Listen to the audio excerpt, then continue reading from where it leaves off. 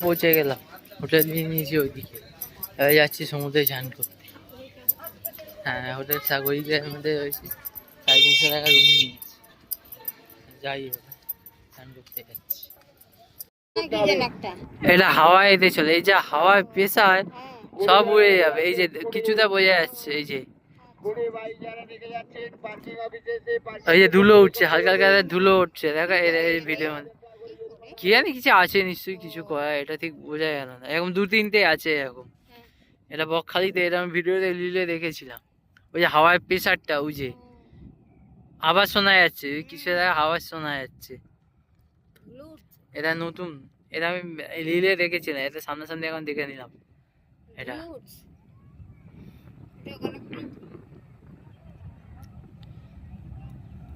অনেকটা দূরে, এটা কিছু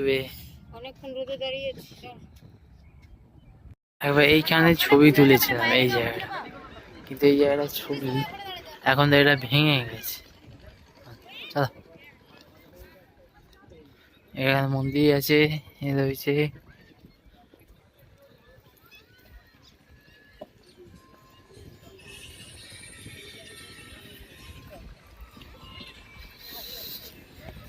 বিকেলে আসবো না, এখানেই দেখে নি।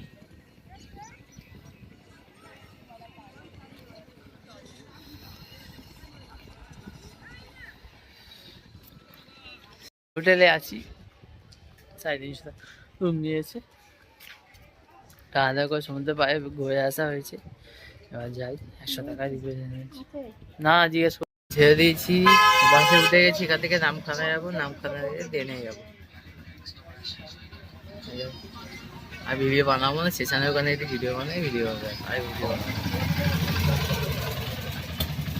সোজা এখান দিয়ে বাস স্ট্যান্ড, এখান দিয়ে গিয়ে সোজা গেলে নামখানা স্টেশন। বেশি না, 2-5 মিনিট হাঁটতে হবে।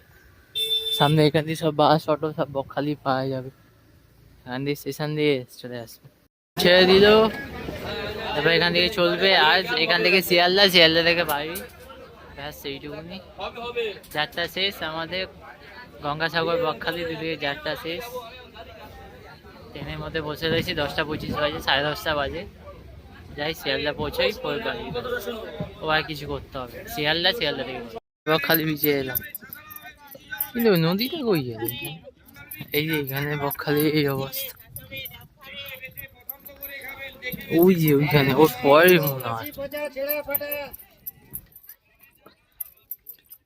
এখানে এই যে নদীটা ঢাকা পড়ে গেছে, বালিতে চাপা পড়ে গেছে। এই যে এইটা ছিল, এই তো নদী, এই যে জলটা, ওই যে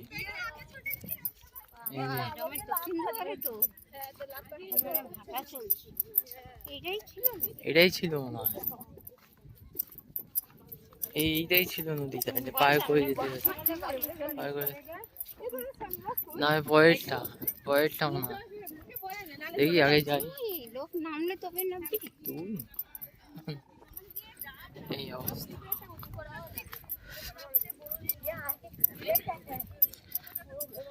1.5 কিলোমিটার হেঁটে যেতে হতো, কিন্তু এখন যে এরকম চেঞ্জ হয়ে গেছে, কোনোই নেই।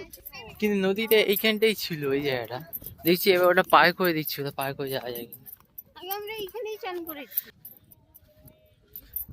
এইটা পার করে মনে হয় 1.5 কিলোমিটার, আমার মনে আছে 1.5 কিলোমিটার আমি যেতাম হেঁটে ভাটার সময়। দেখি, এই নদীটা এতটা ছিল না, আমার এই পরে রয়েছে, এতটা আমি আসতাম না। এমনি ওই একটা নদী ছিল, নদী পার করে তারপরে আসতাম। এটা ভাটার সময়, জোয়ার সময় এখানে কত জল থাকে।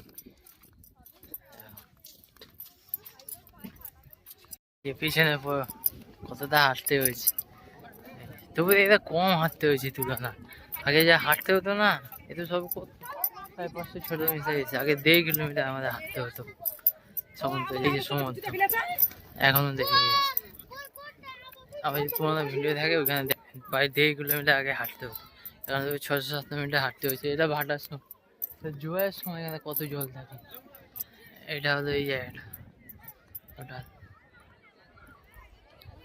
বকখালিতে এই একটা অসুবিধা, দীঘার মতো অত কাছে না। এই ভাটার সময় এই একটা, মানে দূরে যেতে হয় চান করতে। এই যাই চান করি, এই সমুদ্রে নামছি।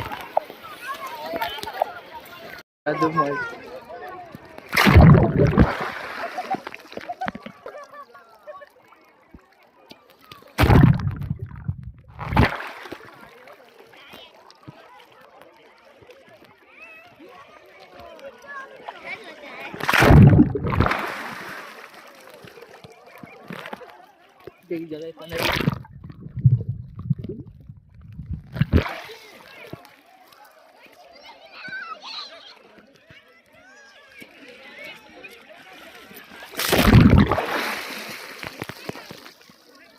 ভিডিওটা বন্ধ করি।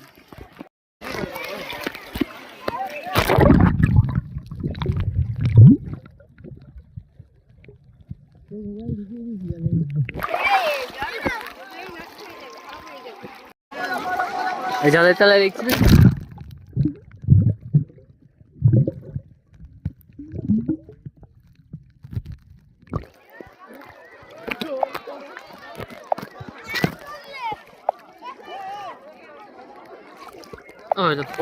লুকাই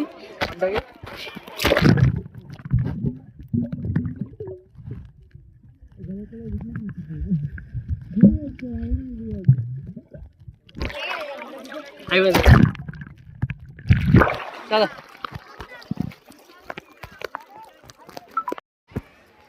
ওই যে পাখা, ওই সবাই জন্য হালকা একটু বেয়ে লাগবে।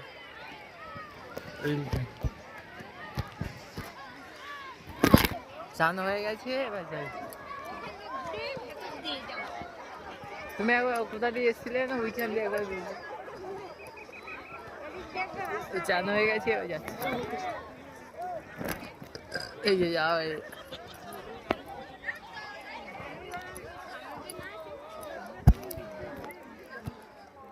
এখন তো নদীটা মনে হয় বুঝে গেছে, না বুঝলে না ওইখানে জল থাকতো ওই জায়গাটা পার হয়ে যেত না। আমি ফোন নিয়ে আসিনি কোনোদিন, যেহেতু আমার সেরকম কোনো কভার নেই, কোনো ফোন নিয়ে আসি। এমনি ভিডিওতে আমার যদি থাকে তাহলে দেখতে পাওয়া যাবে, কিন্তু এখন নেই। সমুদ্র এত কাছে থাকে না, আরও দূরে যায়। হয়তো জোয়ারের জন্য আজকে হয়তো সমুদ্র রয়েছে, এই জন্য বেশি।